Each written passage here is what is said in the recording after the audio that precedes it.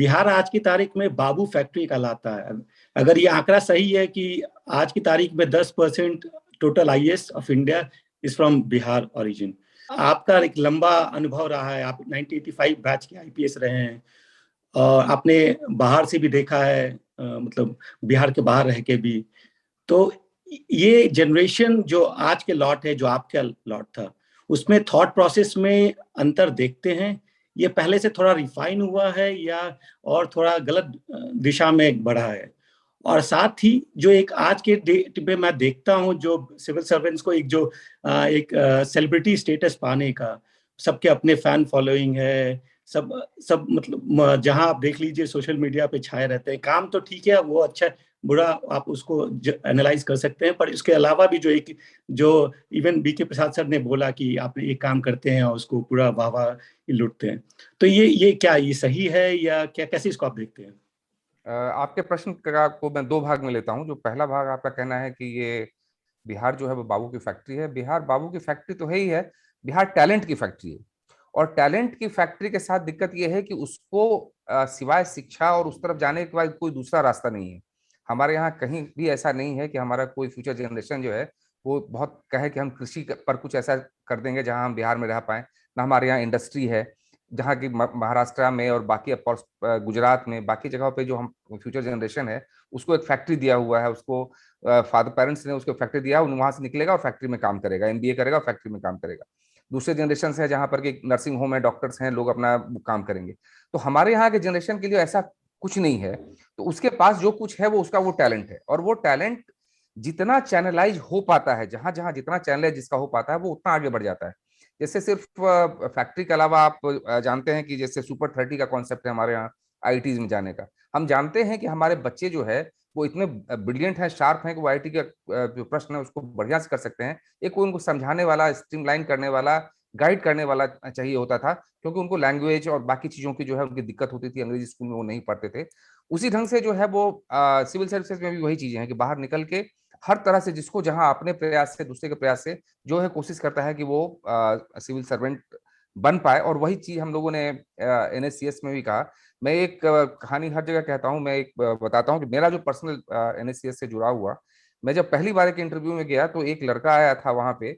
उसने किसी मतलब बी ग्रेड के इंजीनियरिंग कॉलेज से उसने किया हुआ था इंजीनियरिंग।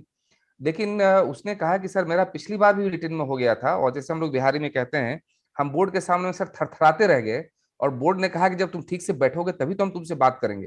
यानी वो उसका कांपना, उसका कॉन्फिडेंस इतना लो था कि वो इंटरव्यू में ठीक से बैठ नहीं पाया।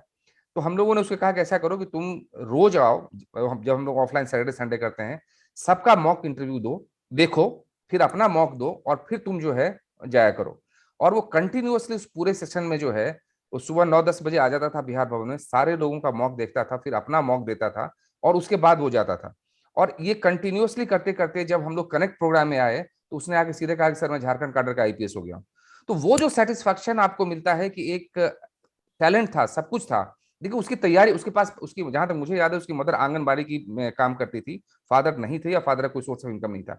तो ऐसे जो टैलेंटेड पुअर रिसोर्सेज है हमारे बिहार का, उसको जो हम यदि गाइड कर पा के वहां तक पहुंचा पाते हैं कि वो एक मुख्य भूमिका ब्यूरोक्रेसी में निभा पाता है, तो हमारे स्टेट की जो पोजीशन है उसमें यदि वो ब्यूरोक्रेसी की फैक्ट्री है, इंजीनियर्स की फैक्ट्री है, टेक्नोक्रेट्स की फैक्ट्री है और आईटी वालों की फैक्ट्री है, तो और कोई अच्छी बात है, तो हमारे पास और करने को कुछ नहीं है। इसलिए उन टैलेंट्स को, उनको हम जितना भी चैनलाइज कर सकें, जितना भी आगे ले जाना चाहें, वो हम ले जाने की कोशिश करें, वो एक अच्छी बात है। रही बात जो आपने दूसरा पार्ट कहा कि इंडिविजुअली जो आजकल कुछ ब्यूरोक्रेट्स जो बच्चे आते हैं, उनको जो अपना इंडिविजुअल एक सोशल मीडिया में अपना एक स्टार बनने की, एक पॉपुलैरिटी लेने की, वो करने की जो टेंडेंसी बन रही है, तो उसमें मैं ये कहूंगा कि एक तो प्राइमरीली चीज हमारे बीके प्रसाद सर ने आपको एड्रेस कर दिया था कि जैसे तमिलनाडु में होता है कि जहां पर की सिस्टम ड्रिवेन चीजें होती हैं, वहां पे कोई इसको बहुत वैल्यू नहीं देता है कि आपने जो है 4 लोगों को पकड़ लिया